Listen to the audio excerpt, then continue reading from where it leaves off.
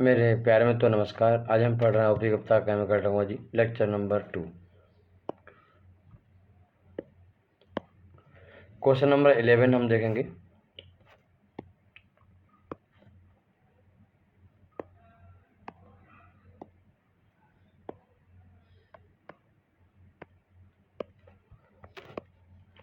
Question number 11 कह रहा है कि जिप्सम इज केमिकली। जिप्सम क्या है? कैल्शियम क्लोराइड है, पोटेशियम सल्फेट है, सोडियम सल्फेट है या कैल्शियम सल्फेट है। तो भैया जिप्सम जो है इसका फॉर्मूला क्या होता है? जिप्सम का फार्मूला होता है CaSO4.2H2O। ठीक, तो ये कैल्शियम सल्फेट है, इसलिए डी आंसर राइट है। डी आंसर कैसा है? डी आंसर राइट है। अच्छा, इसी से मिलता जुलता एक फार्मूला और है जो आप थोड़ा कभी कभी कन्फ्यूज होते होंगे कुछ लोग, थोड़ा उसको समझ लीजिए। जब हम फास्फोरिक एसिड बना रहे होते हैं तो वहाँ पर हम कोक ब्रिज को इन सब चीज़ों को फास्फोरिक बनाते हैं तो हम लोग क्या करते हैं कि रॉक फास्फेट में H2SO4 मिलाते हैं, है ना। तो H2SO4 जब मिलाते हैं रॉक फास्फेट में तो वहाँ पर टेम्परेचर हम 100 से कम मेंटेन करते हैं। अगर टेम्परेचर 100 से ज़्यादा मेंटेन करते हैं तो वैक्यूम पैन एवापोरेटर को ट्रेवलिंग पैन एवापोरेटर में या फिर ट्रेवलिंग पैन एक तरीके से वो सेपरेटर होता है।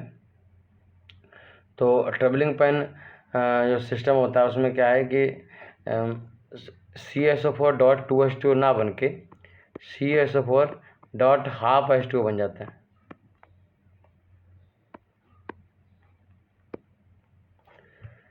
तो इसको हम क्या बोलते हैं?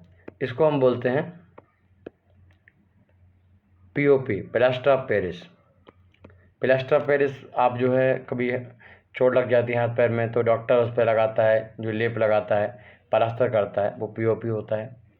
इसको मकान बनाने के लिए यूज करते हैं, मकान में ऊपर जो डिजाइनिंग करते हैं उसके लिए यूज करते हैं, छतों को डिजाइनिंग करते हैं, तो ये वो POP है। इसको जब बन जाता है वहाँ पर तो उससे क्या है कि फास्फोरिक एसिड को सेपरेट करना मुश्किल होता है, इसलिए हम कोशिश करते हैं ये ना बने। ठीक, जो मैंने आपको एक्सप्लेन किया था। क्वेश्चन नंबर 12 है, गिल्बर साल्ट किसे कहते हैं? गिल्बर साल्ट बहुत ही महत्वपूर्ण क्वेश्चन है और ये कई एग्जाम में आ चुका है। तो UPSC एग्जाम में इन सब में ये क्वेश्चन पूछा जा चुका है। गिल्बर साल्ट जो है इसका फॉर्मूला होता है कि Na2SO4.10H2। ठीक, धावन सोडा वॉशिंग सोडा का फॉर्मूला होता है Na2CO3.10H2, बट ये क्या है? Na2SO4। This is the Glauber salt. तो ये सोडियम सल्फेट है, पोटेशियम सल्फेट है, कैल्शियम सल्फेट है, पोटेशियम क्लोराइड है। तो इसका आंसर है नन ऑफ दीज, इनमें से कोई नहीं। ठीक, क्योंकि ये सोडियम सल्फेट है और ऑप्शन में नहीं दिया हुआ है। Question number 13, permanent hardness of water is due to the presence of calcium magnesium. देखो, दो प्रकार की हार्डनेस होती है जो ज़्यादातर हम हैंडलिंग करते हैं वाटर में। अगर हमें किसी वाटर से स्टीम बनानी है तो हम उसको पहले हम चेक करते हैं कि वो वाटर जो है वो हार्ड वाटर ना हो, क्योंकि वो हार्ड वाटर होंगे उसमें कोई ना कोई सॉल्ट होंगे और वो सॉल्ट क्या करेंगे? प्रॉब्लम क्रिएट करेंगे। जो हमारा एवापोरेटर है उसके नीचे बॉटम पे जमा हो जाएंगे, बाद में स्केल फॉर्मेशन करेंगे। स्केल टूटेगी तो बड़ी मात्रा में स्टीम रिलीज होगी और ज़्यादा में एक्सेस प्रेशर की वजह बनेगी, जिससे कभी कभी बॉयलर फट भी जाते हैं। चलिए देखो, अगर हम हार्डनेस के बारे में बात करें तो वाटर की हार्डनेस दो प्रकार की होती है। वाटर की जो हार्डनेस है कितने प्रकार की है? दो प्रकार की है। तो एक स्थायी और एक अस्थायी। जो अस्थायी है मतलब टेम्पररी हार्डनेस है, वो कैल्शियम और मैग्नीशियम के बाइकार्बोनेट CaSCO3 और मैग्नीशियम का बाइकार्बोनेट, ठीक, इनकी वजह से होती है। और जो पॉइनेंट होती है वो कैल्शियम मैग्नीशियम के क्लोराइड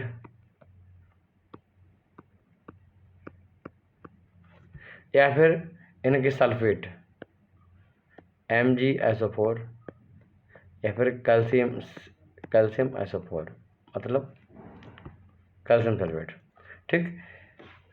तो point hardness of water, presence of the calcium magnesium bicarbonate, तो ये ऑप्शन यहाँ पर गलत है क्योंकि इससे अस्थायी टेम्परेरी हार्डनेस आती है।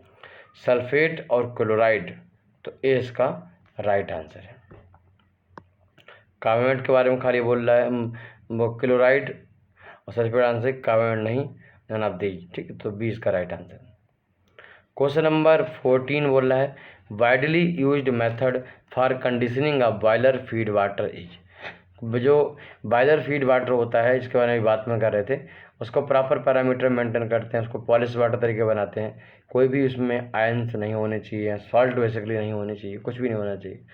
तो इन सबको जो सबसे ज़्यादा टेक्निक है अच्छी है वो hot lime soda lime process है, जिससे हम उसकी इम्प्योरिटी कैल्शियम मैग्नीशियम दूर करते हैं पानी की। जैसे बेसिकली हम लोग क्या करते हैं कि सोडा लेते हैं H2O3 और उसको लाइट सोडा ले लेते हैं, लाइट सोडा उसको डिजॉल्व करते हैं पानी में, सोडा सोल्यूशन बन जाता है। फिर हम CO ले लेते हैं, लाइम ले लेते हैं, उसको पानी में डिजॉल्व करते हैं, CO वाटर बन जाता है। इन दोनों से डीलिंग करते हैं और उससे हमारा जो फाइनली रिजल्ट निकलता है उसको हम as a boiler feed water मान सकते हैं। तो 14 का C। 15 क्वेश्चन कर रहे हैं hydrazine is largely used.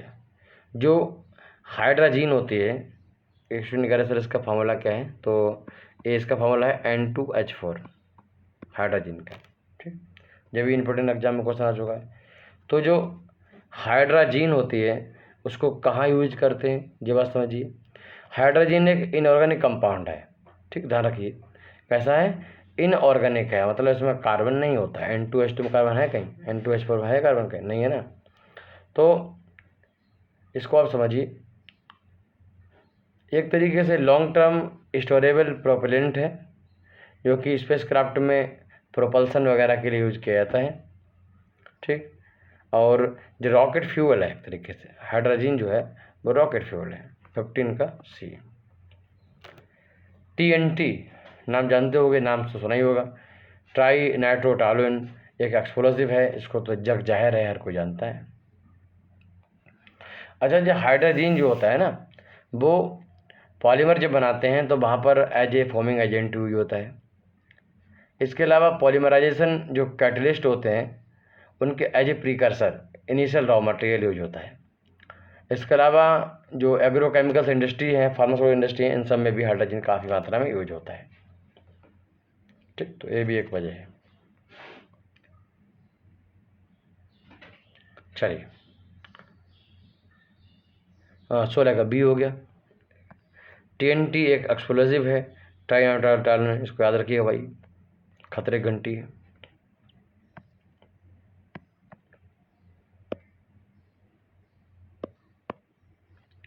Oil is an mixture, oil किसका मिक्सचर है, तो ऑयल जो होते हैं ट्राईग्लिसराइड होते हैं या फिर उसको बोलते हैं ग्लिसराइड या फैटी एसिड, ठीक।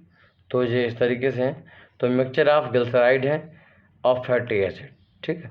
जो फैटी एसिड की ग्लिसराइड है उन्हीं का मिक्सचर होता है ऑयल। जब हम इसको हैंडलिंग करते हैं, हम इसमें जिंक ऑक्साइड की प्रेजेंस में हम इसको हाइड्रोलाइज करते हैं 40 टेम्परेचर पर। तो वहाँ पर मेरे प्यारे मित्रों क्या होता है कि वहाँ पर फैटी एसिड मिलता है और ग्लिसरीन मिलता है। ग्लिसरीन इम्प्योर होता है, इसके बाद में हम प्योरीफाई करते हैं by the help of ion exchange resin, by the help of activated carbon after evaporating. तो कंसंट्रेशन 15-20 का मिलता है तो बढ़ के वो लगभग 99 तक पहुँच जाता है और वो वाइट हो जाता है बाद में, पहले येलो मिलता है। फैटी एसिड को हम पहले कंसंट्रेशन बढ़ाते हैं उसका, फिर बाद में उसमें NaOH QH मिला के फिर हम सैपोनिफिकेशन रिएक्शन करवाते हैं और साबुन बनाते हैं, जिसका यूज आपने पढ़ा होगा, मैंने आपको बताया था। तो यहाँ पर 17 का B है। 18 वैक्स क्या है, ठीक। तो वैक्स पहला ऑप्शन है कि मिक्सचर ऑफ ग्लिसराइड, तो ये ऑयल के बारे में बताता है, गलत है। Mixture of ester of polyhydric alcohols excepting glycerine, glycerine को छोड़कर बचे हुए जो पॉलीहाइड्रिक एल्कोहल्स हैं उनका मिक्सचर होता है क्या, वैक्स। ये बात बिल्कुल सही है, B is the right answer. Liquid है रूम टेम्परेचर, तो भैया वैक्स मोम जो होता है रूम टेम्परेचर नहीं होता है, लिक्विड नहीं होता है। आप लोगों ने मोम दिवाली में मोमबत्ती जलाई होंगी, मोमबत्तियाँ घर पे रखी होंगी, आज तक वो कभी ऐसा नहीं पिघल गई हो, निकल बहने लगी हो, नहीं ऐसा होता ना, तो इसको कट कर दो। Mixture of glycerides for fatty acid, तो ये भी। क्वेश्चन नंबर 19 है कि unsaturated oil compare to saturated oil है, ठीक। देखिए अनसैचुरेटेड जो हमारे हैं उनके बारे में, unsaturated oils compare to saturated oil. Saturated oils ऐसे होते हैं जिनमें कार्बन कार्बन बीच में डबल बॉन्ड ट्रिपल बॉन्ड नहीं होते हैं, और अनसैचुरेटेड के बीच में डबल बॉन्ड ट्रिपल बॉन्ड होते हैं। बस समझ गए। तो आपको याद होगा हमने आपको पढ़ाया था, सबसे पहले पढ़ाया था स्टेरिक एसिड, जिसमें कोई डबल बॉन्ड नहीं था, मेल्टिंग पॉइंट का 69 था, और ऑक्सीजन से रिएक्शन जो थी नहीं थी, नील थी। फिर आपको मैंने बताया कि सी से मतलब स्टेरिक एसिड का हो C(H35). फिर इसके बाद मैंने आपका C(H33) oleic acid. Oleic acid जो है उसमें क्या डबल बॉन्ड 1 हो गया, मेल्टिंग पॉइंट 14 हो गया, यानी 69 था स्टेरिक का, डबल बॉन्ड 0 था, और 1 होने पर उसमें डबल बॉन्ड संख्या बढ़ी तो मेल्टिंग पॉइंट डाउन हुआ। मैंने क्या बोला, डबल बॉन्ड इसमें क्या होता है, बढ़ता है, तो मेल्टिंग पॉइंट क्या होता है, डाउन होता है, पहली बात। और जो रिएक्शन ऑफ ऑक्सीजन है वो क्या होती है, बढ़ती है, ठीक। किसमें हम बात कर रहे हैं, ऑयल्स में, ठीक। तो unsaturated oil compare to saturated oil, तो अनसैचुरेटेड ऑयल का मतलब डबल बॉन्ड का बढ़ना। तो जैसे सैचुरेटेड जो सैचुरेटेड होते हैं उनके मेल्टिंग पॉइंट क्या होते हैं, ज़्यादा होते हैं वो, यानी कि मेल्टिंग पॉइंट जो होते हैं वो कम होते हैं। अनसैचुरेटेड के मेल्टिंग पॉइंट जो होता है वो कैसा होता है, लो होता है, क्योंकि स्टेरिक का कोई डबल बॉन्ड नहीं है, मेल्टिंग पॉइंट 69 है, डबल बॉन्ड एक बड़ा ओलिक में, तो मेल्टिंग पॉइंट 14 हो गया। फिर उसके बाद लिनोलेक C(H31), डबल बॉन्ड 2 होते हैं इसमें, मेल्टिंग पॉइंट्स का -5 होता है, और कम हो गया। और इसमें ऑक्सीजन का जो आपका एस्टर था वो ऑक्सीजन से रिएक्शन का बढ़ा कंटिन्यू। फिर लिनोलेनिक आया, मैंने आपको बताया, इसमें डबल बॉन्ड 3 थे, और मेल्टिंग पॉइंट और -11 हो गया, और कम हो गया। तो जैसे जैसे अनसैचुरेटेड होते हैं, अनसैचुरेटेड तरफ बढ़ेंगे हम, तो मेल्टिंग पॉइंट क्या होगा, हमारा कम होगा, और जो रिएक्शन ऑक्सीजन है वो बढ़ेगी। तो अनसैचुरेटेड ऑयल जो है कंपेयर टू सैचुरेटेड ऑयल कैसे होते हैं, लोअर मेल्टिंग पॉइंट होते हैं, बिल्कुल सही बात है। High reactivity to oxygen, reaction से जो ऑक्सीजन से रिएक्टिविटी है वो अच्छी होती है, ये बिल्कुल सही बात है। तो ये वजह है, आपको पूरे तरह विस्तार से मैंने आपको थ्योरी सब्जेक्ट में पढ़ाया है इसके टॉपिक को, वो आपने देखा होगा। 2-3 लाइन इसको लिख लो। Rancidity of fatty oil can be reduce by, अगर आपको रेंसिडिटी घटाना है तो आपको क्या करना चाहिए फैटी ऑयल का, तो जब मैंने आपको हाइड्रोजनेशन पढ़ाया था तो मैंने वहाँ पर बताया था कि कौन कौन सी प्रॉपर्टी हैं, तो उनके आधार पे आप जान सकते हो कि हाइड्रोजनेशन जब कर देंगे तो उससे रेंसिडिटी भी डाउन हो जाएगी, मेल्टिंग पॉइंट भी मेंटेन होगा, और वो सारी चीज़ें मैंने आपको बताई थी। तो 20 का B is the right answer. Hydrogenation से बहुत सारी प्रॉपर्टी हैं जिसमें आ जाती हैं, उन्हीं में से शामिल है। जब हाइड्रोजन ऑयल करते हैं, एक स्टूडेंट कह रहा सर बता दीजिए, तो हाइड्रोजन ऑफ ऑयल जब हम करते हैं तो भैया डबल बॉन्ड संख्या जो है कम हो जाती है, हम इसलिए करते हैं, मेल्टिंग पॉइंट बढ़ जाता है, हम इसलिए करते हैं, ठीक। हाइड्रोजन करेंगे तो क्या होगा, हाइड्रोजन संख्या बढ़ेगी तो क्या होगा, डबल बॉन्ड कम हो गए ना, होंगे हाइड्रोजन संख्या, मान लो सिंपल समझो, C4H, मान लो ऐसे करो, CnH2n है और CnH2n-2 है, तो भाई ये क्या है, ये आपका एल्काइन है, ये एल्कीन है। या मान लो यहाँ पर 2 कर दिया, यहाँ पर 2 कर दिया, ऐसा समझो CnH2n+2, ये क्या है, एल्केन है, सैचुरेटेड है। CnH2n ये क्या है, एल्कीन है।